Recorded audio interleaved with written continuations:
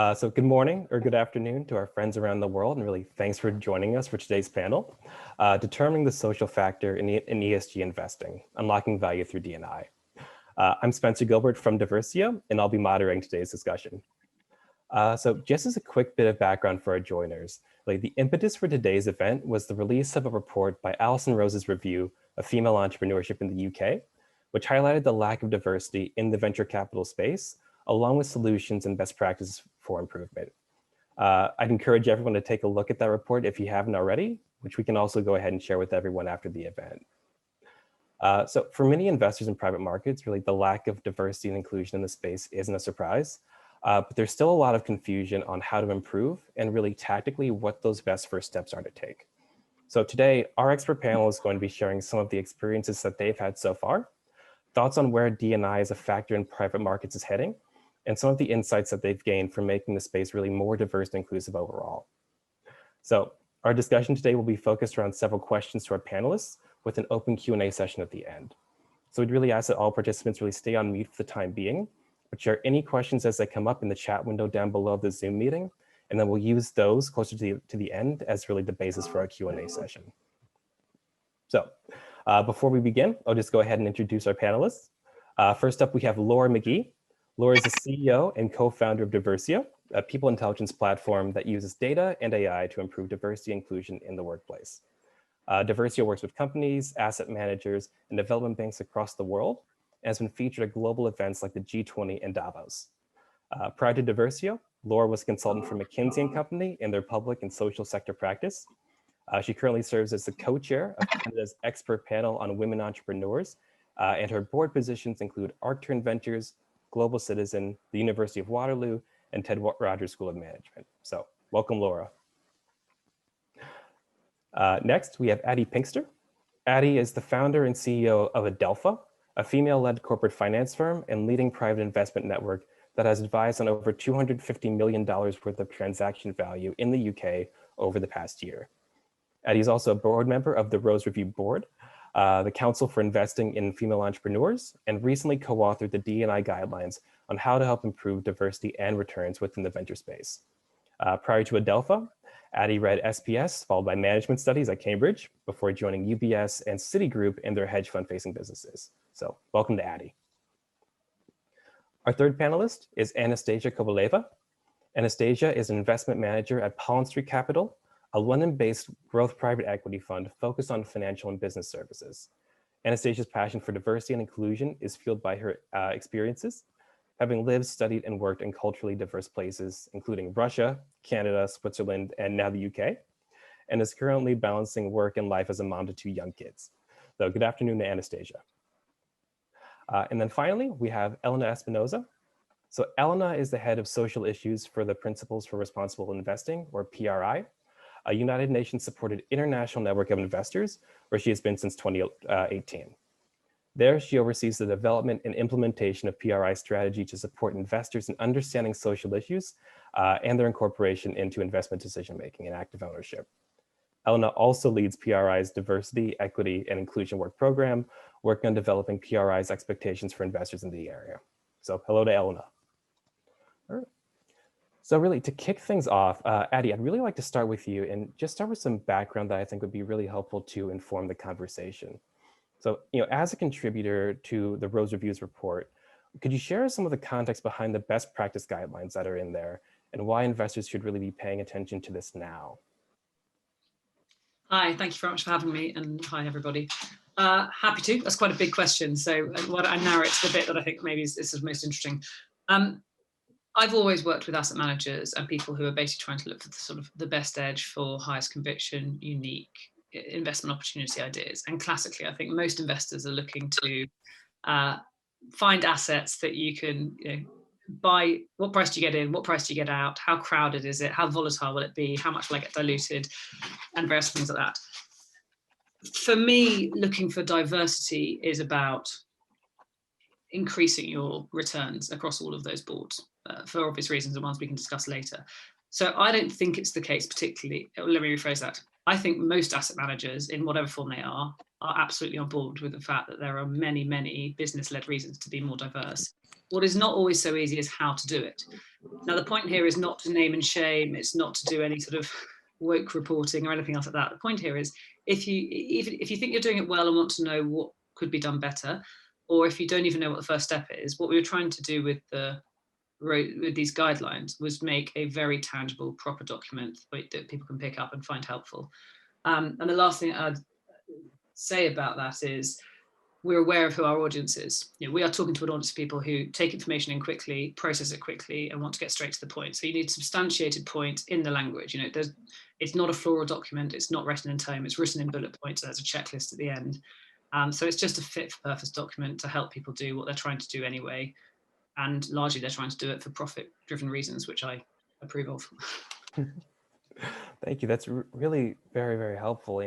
And I'm really struck by, when I was going through the report, just a number of the numbers that I really saw in there, especially looking at if there really is this buy-in that we're seeing in investors at the moment. I was really struck by this sort of discrepancy. If we have 1% of venture funding, specifically in the UK, going to female teams, while there's also this really consistent set of data saying that more diverse teams really do outperform when it comes to returns, when it comes to efficiency, when it comes to performance. So, given that if everyone's really on board with these numbers, is the reason why we're still seeing this real discrepancy just because it's been a lack of knowledge on really what to do more tactically? Good question again. So first off, I loathe that stat. I've hated it for years. It has a purpose, which is it's attention grabbing, and it's a sort of easy to repeat thing, and it gets the message out there. But I think it's hugely misleading for kind of two reasons. The first is the first thing is this is not about female-led businesses. This is about diversity. So when I think about quality deal flow, yes, loads of companies in our portfolio are female-led, but loads of them are regional. There's a massive bias to London-based or urban-based founders as well. Socioeconomic background is really important. Immigrant founders. I mean, the stats on immigrant founders, if you go and look at them, are obscene. Like 2% or something of VC capital going to immigrant founders, but 7 out of 10 of the unicorns in the UK in the last 10 years are immigrant-led. I mean, this is not a female-only thing. And then you get into ethnicity and other areas. And the other area that I care a lot about in diversity is about where the end product is featuring. We've got 2 of our best performing companies. One gives a health data service for 1.7 billion millennial and Gen Z women that I promise you, men in Mayfair do not understand, despite how large and desperate and high wallet spend that sector is. And we've got another one that has an absolute game-changing software for hair and beauty salons, which classically white men in Mayfair don't think is even a sector, despite which is why it's been totally underserviced and undersupplied, which also makes it a great investment because the clients are screaming for it and willing to pay for it. So that's the first reason I don't like that stat. The second reason is it assumes that any woman who starts a business wants VC capital. And I love VCs, I work with them very closely, but don't flatter yourself, guys. A really high performing, high growth quality company, a lot of women I speak to are like, I've never been turned down for VC capital. I would rather chew my arm off than ask for it. The idea that I'm going to walk into a room with like 5 guys around a glass table and ask them to give me money, it's never going to happen. Like, we just don't align. So for me, the capital spectrum is wide. And, some people, women or otherwise, will set up a business not wanting to scale them at all. We shouldn't be, we can't be doing those kind of broad brushstrokes. And those who do might get much more strategic capital than VCs. But to quickly finish on the question you really asked, which is why is this happening? There is definitely unconscious bias out there. There just is. Like, I think I'm pretty good at this stuff, and I have unconscious bias all day, every day.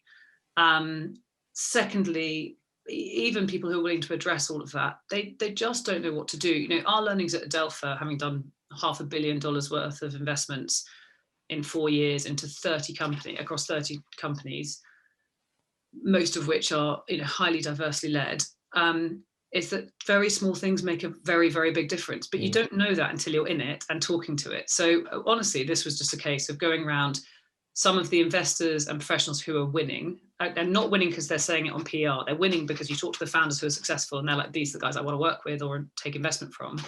And we're saying to them, will you open source your learnings for everyone else to learn from? And fortunately, because they're decent people and not total, whatevers, they did. So this is just an open source document of here's the learnings over the last 5 years. Anyone else can copy this if they want to. I can maybe pile on to that, Spencer.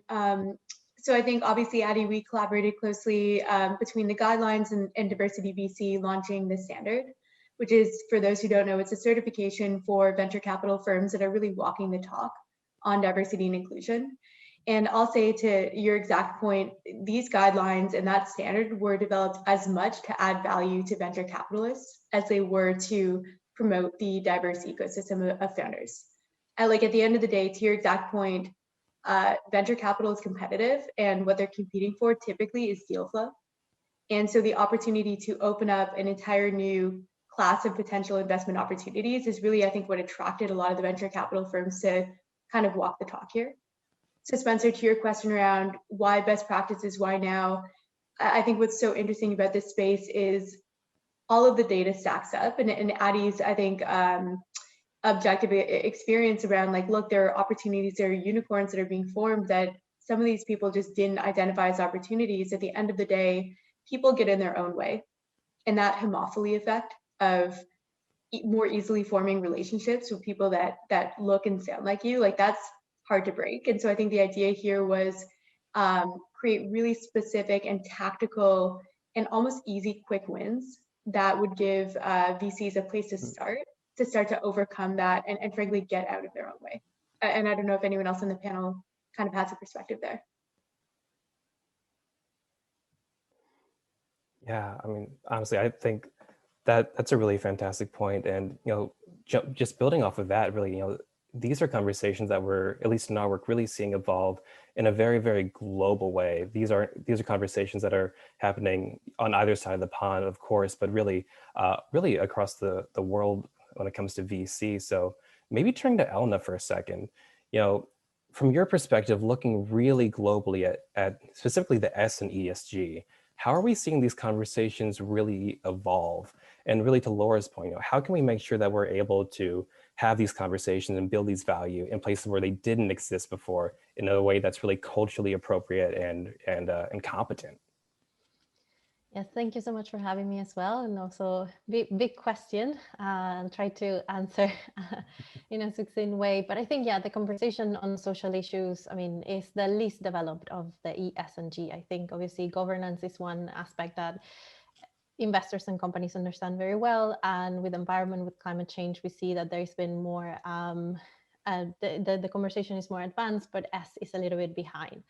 Having said that, we've seen a lot of movement lately, and within the PRI, we look at S or as social issues more under the umbrella of human rights. I mean, even though people try to tend to identify human rights with the words types of violations like forced labor or child labor, like human rights include so many things, including the right to non-discrimination. And through that, we're looking at the UN guiding principles that clearly states that investors have a responsibility to respect human rights independent of the duty of states to protect them.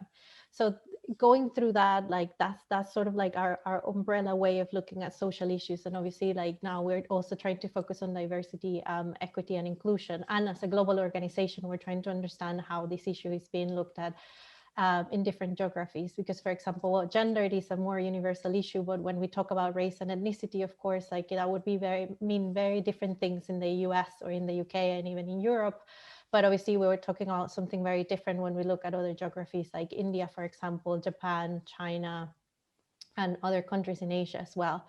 And I think, yeah, I mean, and in certain areas in Asia, for example, they consider that the concept of diversity and inclusion is more like a Western idea. And it focuses too much on the individual, and it can go a little bit against the culture of the region as well, that is more about collective and society. However, for them, the concept of inclusion is quite important. And most of the initiatives that we see in the area is more around the area of inclusion, rather than focusing too much on the number or how, differences between individuals.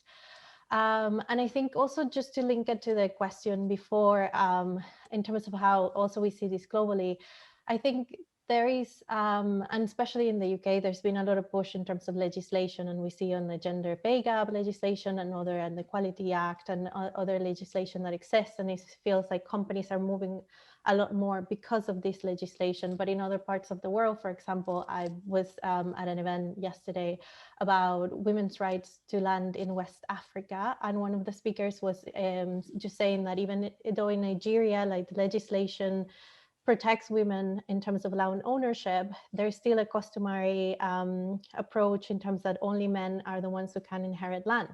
And even though the legislation does protect women and the right to ownership, because of these customary practices, women don't know that this legislation exists, and they don't understand their rights, and they don't know how to use them. So you see the practice just keep happening just because of women not understanding what the rights are. And I think, yeah, this is a very specific example, but we can transpolate that to anything else. Like, I mean, women not necessarily understanding what is the, or different characteristics as well, not just women, but on understanding what are the access to capital, or what are the opportunities that are out there, or even within companies, understanding what kind of, whistleblowing mechanisms exist for them to report on violations of policies or even different procedures.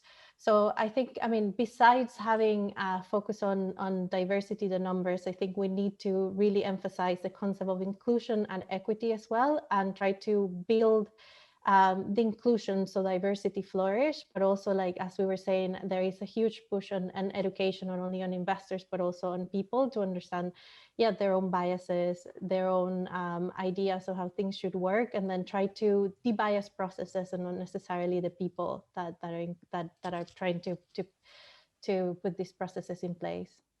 Fantastic. Yeah, and that's really fascinating. I'd actually really love to dig deeper on something that you just mentioned there.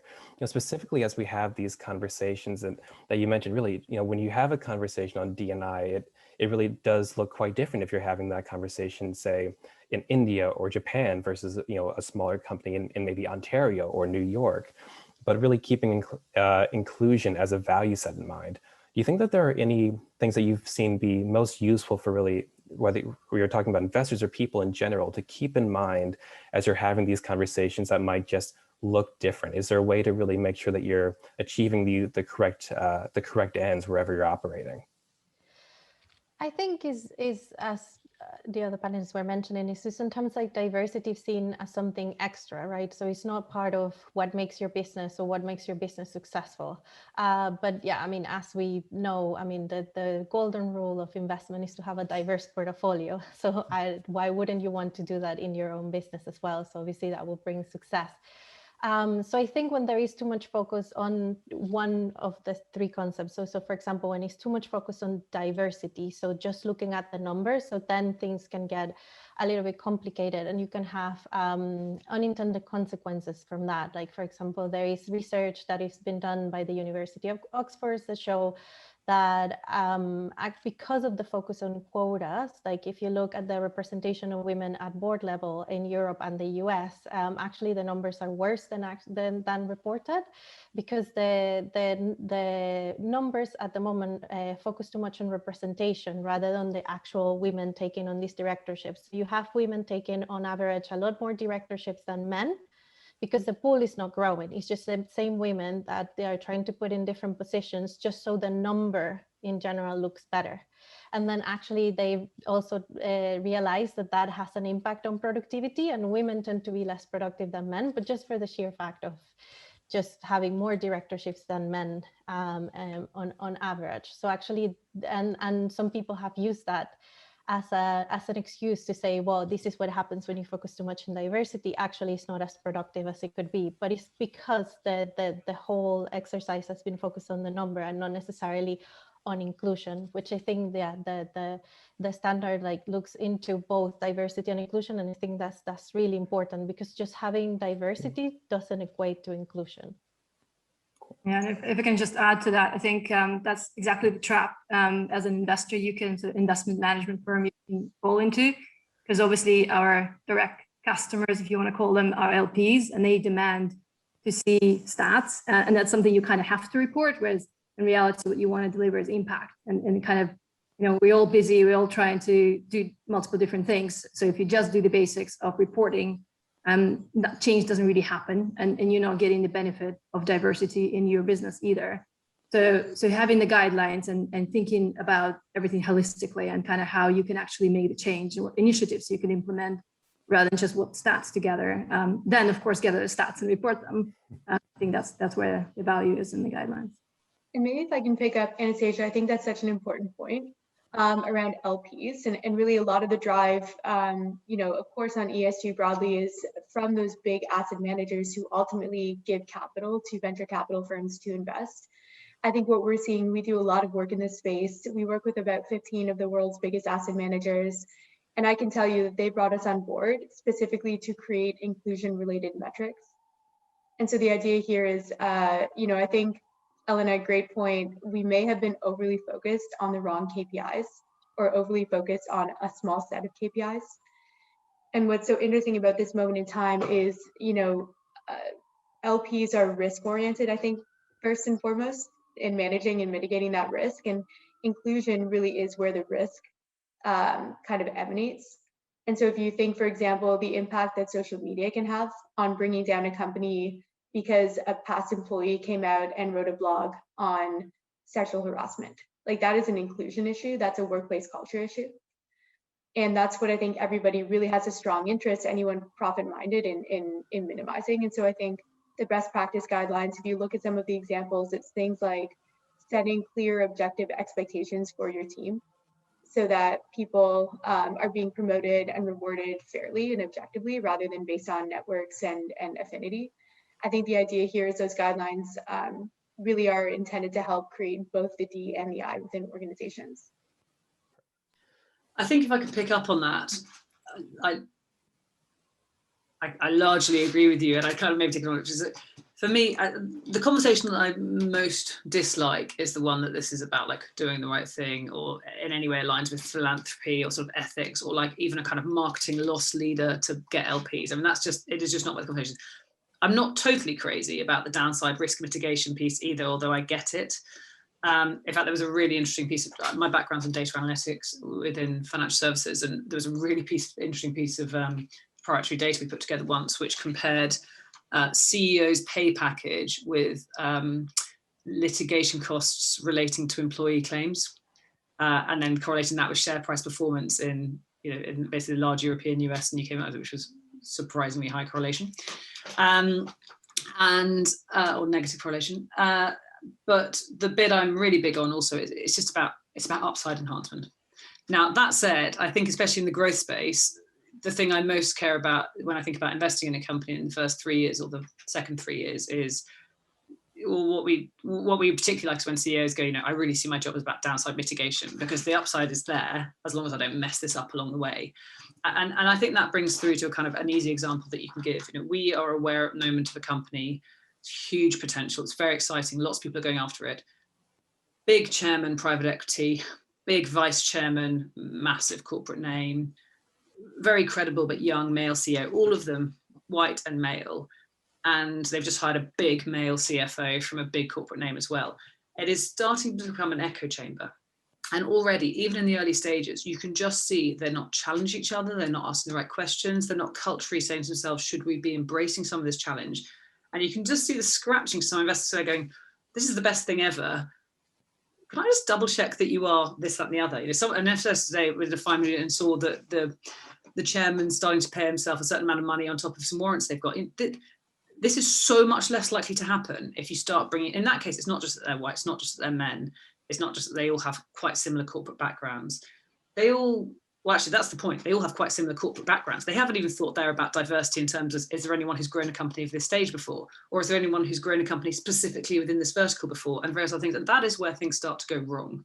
And it's not just going wrong, it's like, there is so much potential here if you don't mess it up by having a completely kind of ethnic monochrome, metaphorically monochrome, exco, board, LP base, investor base, the rest. It just isn't the way forward, let alone does that kind of group start to think about what the user journey for their end customers is? Do they listen properly to feedback of small adjustments they can make to enhance margins and virality in the product? Sorry, I get a bit heated about this sort of stuff. Yeah, there's actually an interesting piece of research done by EY on that kind of diversity and whether it actually drives value or not. And interesting what they found, particularly specifically for private equity, is that the more diversity you have, the better, all kinds, gender, socioeconomic. And the reason is because the tasks you have in front of you are very complex. So it used to be maybe you're in private equity and venture capital to do things, but now it's a complex world, lots of things happening you have to think about, and you have to be creative about what you do and how you grow. And sort of the more diversity you have, the more you have maybe challenge and maybe arguments around the table, but you will come up with better results. And that's actually shown in the numbers. That's for us good to keep in mind. If obviously we have to drive returns for our investors, but there's a direct correlation with diversity there. Anastasia, on that, I think something else that's interesting there is I can see if I was running an asset manager or a venture capital growth fund, I would want a diverse team for lots of reasons relating to access to unique deal flow and conviction and scrutiny and things, and getting better allocations and competitive allocation processes at more compelling prices. I mean, real fundamentals of what makes money in a portfolio. That said, I absolutely believe in male investors. For us, in our 80% of companies that I believe in female ones too, but my point is I'm not anti-men. For me, the diversity of thought, I do see diversity of thought from some male investors. There are a lot of female companies with female end products where the key capital we got in was from male investors. So the only nuance that I'm absolutely, this is on the right track, but I don't ever want, it's so hard because then number 10 have a drinks party for people who've supported this area. And I'm like, these are the 5 guys who've put X million pounds in the last 2 years or 3 years into really important female companies. And they're like, don't really want men in the room for this. And I'm like, that's a shame because these are unsung heroes as well. I really love that point, and particularly this real data that's really so clear around just diverse teams in general being able to make better decisions. Even back to Anastasia's point, even when those decisions might be reached in a less comfortable or convenient way for everyone. But it seems like we're really having this conversation at 2 levels, both inside of funds, but also looking at portfolio guidance. So really want to turn to Laura for a second here, and in looking at not just diversity, but really the inclusion of these factors. As we said, firms really do love data. So how can firms really be data driven in implementing specifically this as part of ESG, both internally and looking at portfolio guidance? Yeah, so I think it's a great question, Spencer. I mean, what we've seen work and not work, I'm going to go back to metrics. So at the end of the day, often the biggest lever that an investor has, apart from their personal guidance and experience and involvement, is really helping drive accountability. And of course, if you're invested in 100 companies or 200 companies, you have limited amounts of time. So I think number 1 is identifying the metrics that you want to hold your companies accountable to and really engage with them on. And so I feel adamantly that, diversity and representation is a metric, and it's an important one, and it's critical to go beyond gender, which I think is where a lot of firms start and look at race, ethnicity, socioeconomic background. I love that, even work history. Addie, I think that's so smart. But then I think secondly is, what are the metrics that you're going to use to help ensure that these companies are creating an inclusive environment? And I think the data is really clear. There's a report coming out of Harvard as well, effectively making the point that diversity without inclusion is actually worse than a homogeneous group. And so I think whether that, obviously diversity has a set of metrics that we use to measure inclusion, but it could be things like, and we're open sourcing the methodology in case anyone is interested, happy to share those questions, but things like, whose opinions are sought out and valued at the management team, who's experiencing bias and feedback, and so on and so forth, really getting that on the ground inclusion perspective and rolling out those metrics across portfolios. Fantastic. We'd love to follow up on that. Really quickly, I would remind people, so if any questions really do come up that you would love to hear the panel answer in a little bit, feel free to just share those in the chat window, and then we'll come to those in just a few minutes. Really, sticking with Laura for a second, really looking at those metrics again, and I know we are looking at, of course, both downside and upside here, but really in terms of looking at risk, are there any sort of concrete examples, I'm wondering, that come to mind for what happens when firms really do get this wrong, and what does that look like? Yeah, well, I will say one metric, and Addie, I know this is not maybe your favorite metric, but it is a risk mitigation, is looking at harassment in the workplace. and in particular, sexual, physical, mental. And so one thing that we always encourage our VC firms to look at is, what are employees saying about their workplace? And so one way to do that is through an anonymous employee survey. But another kind of wealth of data and insight is social media. So looking at Twitter, looking at Glassdoor, and what are current and former employees saying about the organization. And so that can be an important early warning signal. But I will say, I think one of the, to your question around examples, I think one of the best ones from across the pond over in Canada, there was a Series B level fintech company, well regarded, extremely talked about, hot commodity, just on the cusp of closing their round. I think it was about $20 million when an employee wrote a Medium post, basically exposing a culture of harassment and her personal experience with the CFO.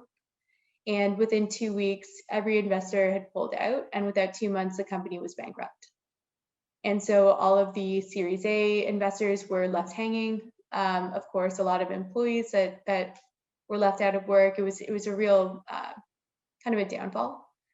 And so the idea here is inclusion as a risk factor is, it's not, we may have but when it goes wrong, it goes really wrong. And in this kind of time of sensitivity, I think, there's a lot of potential there.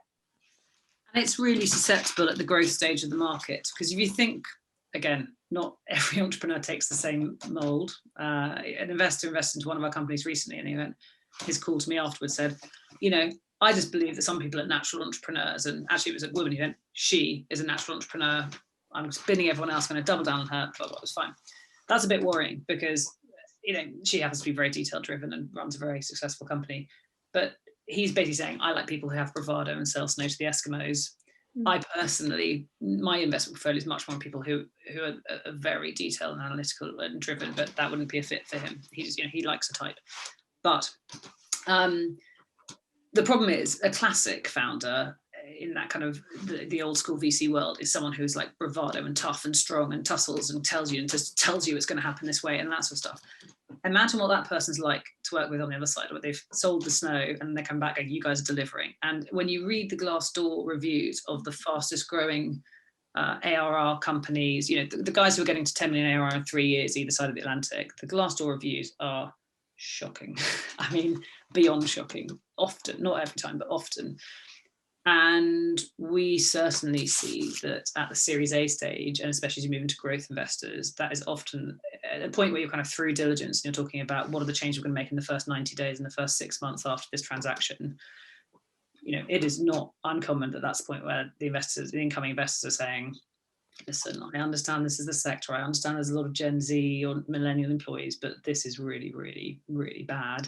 And look, even if you're not thinking about litigation suites and downside risk there, just think about the cost of attracting great talent and retaining it, and how much cheaper it is for a company to have people who are working productively and happily and helpfully and staying, rather than constantly having people going off and crying or leaving or telling other people not to work there, or you then don't make the next hire because they've heard what your culture's like. It doesn't even have to be terrible downside. It's not even sort of skewed risk. It's just you underperform if you don't sort it out. And Yeah, and would really love to actually just dig in on that a little bit more. So, when looking through these things, through the lens of a potential investor, at least, what are some of those warning signs, specifically for earlier stage companies where you may not have those really rigorous data sets yet? Are there any sort of red flags that you've become attuned to look for as you go in? That is exactly what we do.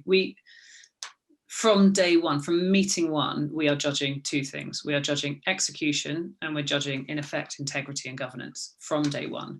So the execution one is as simple, and we don't try and put people through tests for the sake of it, but it's as simple as, I meet you and you go, that's really interesting. Do you have that data? And you go, no, that's absolutely fine. Can you send it to me afterwards? It's as simple as, do you send it to me afterwards? Do you send it quickly? Is it well presented? Have I understood the information you need? So that's how you can start to prejudge execution, even just financial updates. For me, then, on the bit here about warning signs, for me, it's substantiating comments they make is the first thing. It helps if I'm on a board. But for example, I saw a raise recently. They needed 1.5 million to get to profitability. They thought with an extra 1 million, they'd get 500 grand of go faster capital and 500 grand worth of contingency capital. And then they were prosperity and said they'd never do a raise again. They raised the 2.5 million. They missed a revenue target. And I was like, well, that's fine, because you got that million of contingency. And they're like, oh, we've spent that already. And I'm like, for me, I'm like, cool, let me see the board minutes where that was approved. No board minutes. Turns out their boards were completely informal, despite quite a grown-up board. Then similar situation, but even actually how they handled this revenue target they were coming into, they left no room for maneuver about whether or not that revenue was going to get hit or not hit. They were like, it's absolutely coming, and it's coming on Monday. And at that point, you're like, well, this is worrying, because either you knew it wasn't coming and you've misled me, or you really believed it was coming, in which case you're naive. As an investor would say, naive or duplicitous, I don't really fancy either. So when you like someone, you have negative behavior examples and you brush them off as just this or just that or whatever. We work really hard not to do that. So we work really, really hard to make sure we've clocked any red flag behavior. Now, mistakes can happen. I saw a company last year that did a massive raise, and the first thing happens, a company bought a company car for 25 grand. You're like, that's not, and fun enough they're selling it now to rent EVs. Mistakes do happen, but what happened on that was it was whistleblown by the CFO, came to the board, it was discussed, it was ironed out, processes set in place, they were closely monitored, CEO lost some functionality and control, and they learned from it. And that's what I need to see. Mistakes absolutely happen. We want to be approachable, but you've got to see learning and progress and basically integrity to it. Do not brush red flag behaviors under the carpet. Funny enough, my very first company I ever invested in was a quantitative analysis of behavior. And it literally was just systematic red flag behavior spotting at a time where behavioral bias, will make you brush over that for people you like. Really helpful. And thank you for sharing. I'd actually love to turn to Elena, to really building off of that. Looking at, especially what you're looking at with PRI, are these things that you're really considering when looking at the principles, what responsible investing looks like? What are those, keeping in mind these sort of red flags as they come, especially with the S and ESG? Could you speak a little bit more on that? Yeah, definitely. Like the what we're trying to do, as I mentioned before, is just to have a more holistic way of looking at these issues. And as we were mentioning, obviously, measurements and data are super important, but we have to understand that those are means to an end. So the end is not the number or the data, but we have to understand where do we want to get to, and what kind of data and what kind of statistics and what kind of information do we need to actually assess that we're getting where we want to be. So that's what we're trying to understand at the PRI. So what are again, because this is not to say that quotas are a bad thing.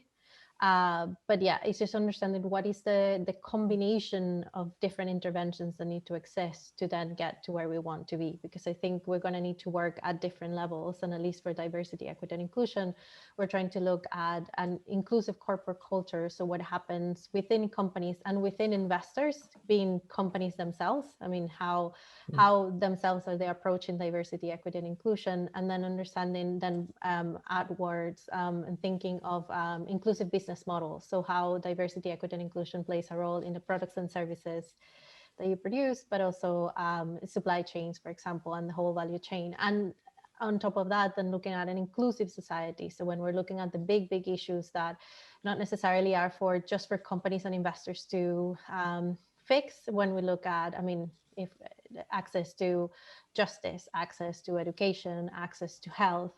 So those are issues where diversity will have a role to play, or there will be impacts that will be felt differently depending on what characteristic you identify with. But obviously that needs a bigger approach, and that's why as well we're going to look into public policy as well, and understand what kind of advice we can give investors in terms of what kind of public policy interventions they can get behind when it comes to diversity, equity, and inclusion, or how to work around them in places where this is difficult to do. So for example, in France, it's illegal to gather information on employees around, I think, religious belief, ethnicity, and other characteristics as well, which makes it quite difficult for French companies and investors to use this kind of data to understand what is happening in terms of diversity, equity, and inclusion. However, I say it very difficult that we're going to all of a sudden just change the legislative environment in France. So it's like but again, it's understanding then what other interventions, what other sets of data can companies and investors collect to help them look into those issues in a better way. So in general, it's just trying to look at it more holistically. And I understand that, yeah, sometimes that can clash a little bit in terms of how like the world of finance works, in the sense that it's a lot more numeric and more data driven. But again, it's not to say that you cannot be data driven, but it means that you have to give it a little bit of a qualitative perspective as well, and understand and analyze the numbers that you get. So again, not to focus too narrowly on one indicator, but understanding how that indicator gives you information to understand whether you are achieving your goal or not. And also understanding as well how diversity helps you drive your strategy, that rather than just having a separate diversity strategy for your business or your company or as an investment firm. Maybe to play off on that, and I'm sorry, Spencer, if I'm kind of taking the mic, but I think it's so interesting what you're saying, Elena, around the interplay between kind of legislation and investors. And I think we're seeing, and Addie, you know this better than anyone with the Rose Review, I think that was a government-backed effort that really intended to convene investors to take action of their own accord without necessarily kind of bringing down the gavel. But at the same time, you're seeing Maxine Waters in the US, for example, convening a subcommittee to effectively require banks to disclose diversity data. And you're seeing similar movements in Canada, some discussion in the UK. I guess, you know, there's a question for me for Addie and Anastasia around, you know, I think it sounds like both of you really get the case for investing in diversity and inclusion, both internally and externally, but what's your perspective, your sense on the kind of legislative movement towards, you know, new requirements, et cetera? You want to go first, Anastasia? Or shall I have a crack and you can then improve it? You go. Okay, I'm such a capitalist. So for me, anything that starts with legislation isn't quite my idea of fun. I mean, I really only know one way to do this, which is to go and do it, make loads of money, make everyone else jealous and get FOMO, and then make them realize that they want to do it too. That's kind of like the only way I know how to do this. And it's working. You know, we've done $400 million of transactions in 4 years and our IRR is 60%. And people are working that. Like when people come to me, that's the first thing they say is, we've seen your track record, we've heard about your track record. We are definitely missing on this game. Explain this to me. I am very bottoms up as well. So I am like person by person, conversation by conversation, investment by investment, you know, and what's great is, you know, there's this natural cycle. So yeah, the most successful company I'm aware of in the UK that's founded since 2017 is female led, in fact, female immigrant led. And when people come into that and they see her and they go, whoa, like I never would have let you into the room 3 years ago and look what I missed out on. So that's it. Now the problem is the government, we do need systematic change. So I'm really glad there are other people who think about this more systematically and write big articles in newspapers that I don't thoroughly agree with, but I'm glad there's an agenda there. I'm glad the government sponsors it. I'm really glad Alison Rose and McKinsey got involved. I'm super grateful to you guys for how incredibly generous you were sharing your IP and learnings on this with the report for us to broadcast out. And secondly, for providing a quantitative measurement around this.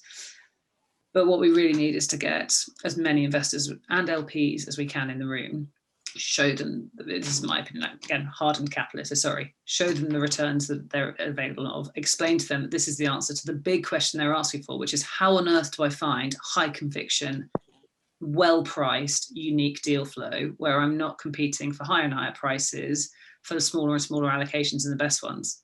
That is how you run a good portfolio. So for me, the best thing I think the government can do right now, and the thing we're pushing for, as you'll know because you're part of it, is we want Boris Johnson to have a drinks party, because if Boris Johnson has a drinks party number 10, the private equity and the VC guys will come, and in there we're going to showcase 10 of the most unbelievable diverse-led companies or diverse-focused companies that you've ever seen, and they're going to go, whoa, I see this in a different way now. I don't think this is philanthropic. I don't think this is a way of appeasing my LPs. I don't think this is a way of making my wife happy with me. I've now got that this is about making money. Can I just really quickly on that point, because Stephanie Horsborough, I saw your comment on kind of who to get involved, and I'll say, Addie, we hosted something similar to what you described, convened by the UK consulate. And I'll tell you that event, because it was a champagne brunch, attracted some of the really kind of leading senior banking officials. And I'll tell you, there really is something to that. Sorry, Anastasia, you were going to... Yeah. Sorry, Anthony. I don't agree with that. I think it shouldn't be driven by regulation, and it's like I think the best realize the value of it, but it still helps, even in our case, to kind of make it top of the agenda, even within our firm, frankly. So when everyone is talking about ESG, everything started happening around ESG. Everyone's talking about D&I now. LPs are talking, we are talking. So there's definitely value in that. No, that's the primary driver, and that's not how we think about it, but it's there's value in that in regulation. Yeah. So really picking up off of that, Anastasia, really staying with you for a moment, if that's not the way that you are looking at it, especially relative to, the guidelines for implementing D&I, what do you find most helpful in terms of really tactical, if not next steps, really first steps for really implementing this in strategy? Yeah, so I think just kind of a bit more broadly, the way we approach it, I think the way we see it is kind of our primary job is to generate value for our LPs. We see value in kind of more holistically, delivering positive impact on the world, our investors, but also more generally. And D&I fits within our kind of ESG agenda, and it's both about, and I know we kind of brush it off, but it's both about doing things kind of because we have to, that's the right thing to do, but also it drives and enhances returns. So we've spoken about it now, but I think internally that's how we think about it. And then from here, the way we approach things, ESG and within a D&I, is we try to think about beyond sort of kind of box ticking exercises, or how do we address every question at LP diligence list, for example, is more about stepping back and thinking what is kind of the best way for us to deliver impact, be it ESG or D&I, given kind of who we are, and we are financially services oriented private equity firm, not VC, so there's a different context, and then find ways to kind of deliver that impact. So within ESG, for example, we found that we focused on financial inclusion and supporting regional development in SMEs, and that's through our portfolio companies rather than philanthropic exercises, though we do those too. It's actually thinking about our portfolio companies, how can they, while making money, also deliver this positive change, and that works for us there. So that we then switch to D&I, which is kind of within ESG for us. We're still in the journey. I think a lot of firms are, and it's kind of S is kind of almost the last letter in ESG that's being addressed, but it's an increasing focus for us, and guidelines for us are quite important because they help us to think about holistically as we implement it, rather than focusing on just addressing tracking stats. The LPs demand, so they tend to be number of females on boards, investment teams, having a D&I policy in place, having training. These are all important, but I think we want to go beyond that. So what the guidelines do is give us kind of a set of practical initiatives to potentially implement, and thinking across the investment cycle. So kind of the lesser addressed areas tend to be investment and value creation. And maybe because we've spoken about investment a lot, and it tends to be for earlier stage investors more relevant, I think, than for private equity. I think if I can speak about how we think about it in value creation, kind of one post-investment, how do you make sort of gain value from D&I? And what we do, again, we're stepping back and thinking about what are we as an investor and how we can make it work for us. And we tend to make majority stakes, and when we invest in companies, we tend to work very closely with management and to kind of enhance the teams and set them up for future growth. So where we see one of the biggest impacts is actually making sure we have a diverse team ourselves, but they'll also then making sure that management team is diverse as we help and enhance it. Because what we see generally in day to day is that once you have kind of at the top the right individuals, that they set a direction, they set the culture, they then sort of implement it through, it trickles down through the organization. So our focus is kind of expanding our network when we invest, of course, in companies, but also when we bring the management to drive growth in these companies, making sure it's a diverse management team, which then ultimately then generates that high returns, but again, making better decisions this way. That in addition to that, of course, we are doing kind of the more obvious things, such as hiring a diverse investment team, which are all these things that are picked up in the guidelines, helpfully for anyone who's not thinking about it yet. Things like implicit bias training, things like working with organizations to get access to better deal flow. that is more diverse, that is beyond kind of the more obvious things that pop up in the market. But that's kind of our way of looking at it and trying to make it ours for our firm and make sort of true value out of it rather than ticking boxes. Perfect. Super insightful. Thank you for sharing. I know we're going to just be conscious of time. We've got a few minutes left here. So I actually want to make sure that we can address some of the questions that we have building up in the chat screen. So really to start things off, I think there's a couple questions around language specifically here, and especially using language around quotas, things that may have a real turnoff to other investors, looking at LPs. So directing this question to the panel, but maybe starting with Laura, are there ways to frame language around, especially what we're doing in ESG, that's just going to be most helpful in sort of bringing everyone on board with the action plan? Yeah, I mean, for what it's worth, and I think I would almost like hand this over to Addie, because Addie, frankly, I'm convinced by what you've been saying. But when it comes to investors, speak their language, speak in risk and return. And bottom line and FOMO, and nobody wants to miss a hot deal. That is the worst thing that can happen to you as a venture capital investor. So I think the more you can highlight opportunities that you've missed, I think that's the language that's going to resonate with that audience. Specifically around things like, and I'm probably going to fixate on this, but specifically around targets versus quotas, it's so funny. I remember being in the G7 2 years ago, even between different countries, there's such a different kind of perspective on whether those are a good idea. The way that I see quotas, or frankly kind of counting representation from different communities in leadership teams, is that's an indicator.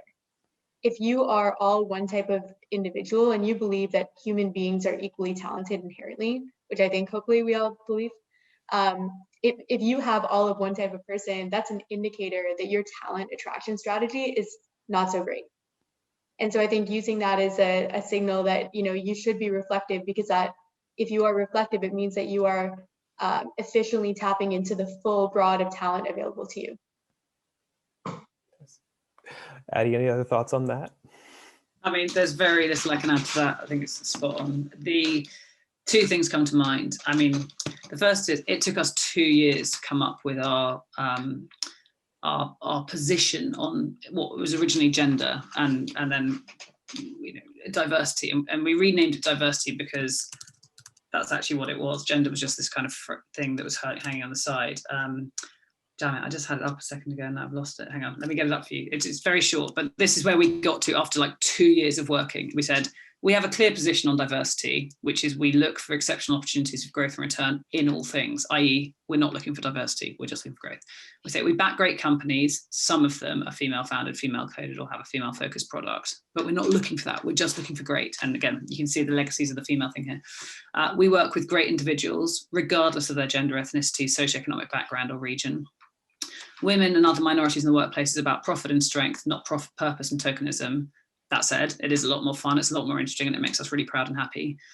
We are very proud to support the founders, investors, and executives that we work with. And we've shared our learnings here, which we can do it. So that was the language we finally rested on. It's not perfect, we don't use our website very much. The second thing I'd say is, I appreciate we are so controversial. We're so weird because we're meant to, Adelpha is seen as a beacon. Adelpha, by the way, means sisterhood. It's a bit of a joke that none of the Adelphi's brotherhoods of the world understand, but we're controversial on this because we're seen as this beacon of diversity, but we're like controversially ruthless about it and sort of not. So anyone who asks us, we say we don't back female founders. We just don't. We back incredibly high performing, very high conviction growth companies in the UK. We look for opportunities not to take anyone on.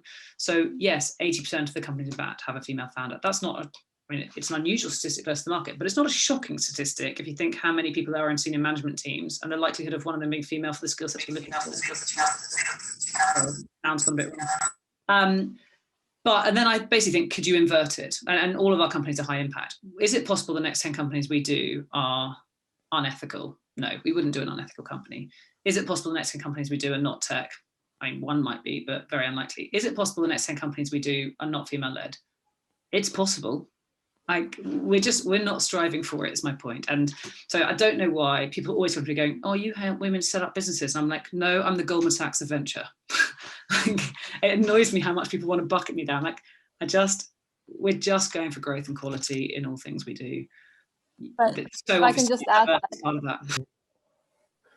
Just picking up on that, Addie, I think it's great that you managed to focus on great companies, and yet you get so many female founders. Because I think unless you actually try, I sitting in private equity, given the pipeline is relatively small of kind of female-led companies, unless you actually make some effort and you just focus on good performing companies, you might not get there. So I think, I don't know if anyone else agrees, but in my view, unless you make some effort about diversifying kind of where you invest, while also focusing on great companies, then you'll end up just with the same flow as, you know, where everyone else ends up, which is mostly kind of white male led companies. So I think I believe there's an effort involved in it, and maybe that's because you have a network already that is reflective of of diverse and maybe more female oriented sort of founder companies. But that's just kind of what we've seen. Unless you make an effort, you won't get there. Anastasia, sorry, Spencer. No, of course. I'm so sorry to have to cut off a discussion mid-panel. I know we actually are running out of time here. And honestly, this could really go on all day. But in terms of next steps, would love to, of course, share this with everyone and maybe actually start a conversation that can really keep going for anyone who's really interested. So, of course, just really quickly, do want to say thank you to all of our panelists who are able to join for us today, as well as to our entire audience. We'll be sharing, like I said, the report with everyone, and also some tactical next steps with everyone really after this. So, in case there's any sort of last thoughts, I know, Addie, I did cut you off though. Maybe just a couple seconds if you had anything else to share before we close down. I'll make it super quick. That's the most important thing that Anastasia said there. This is the key to it, and it's tangible. Two things: good breeds good. So once you start finding this stuff, they all talk to each other and they come to you and they go, please, will you do me as well? The second thing is, I am petrified of VC and private equity when I don't know it. So it's music to my ears to hear you say that. And very sweetly, Lindsay McMurray, your CEO, reached out to me recently, go, Addie, why don't we do anything with you? And I'm like, because you never asked. So that you've absolutely smashed there, where the behavior bias comes from the female imposter syndrome side, which is, I do have great deal flow, but until a VC or private equity goes, I don't see deal flow like this, can you show it to me? I'm way too scared to send it. Do not underestimate how absolutely intimidating it is if you are a VC or private equity company and someone doesn't know you, if you're a female or a minority. Like I absolutely never cold call institutional investor my deal flow unless they have asked me to. So as an investor, get out there and start asking for it.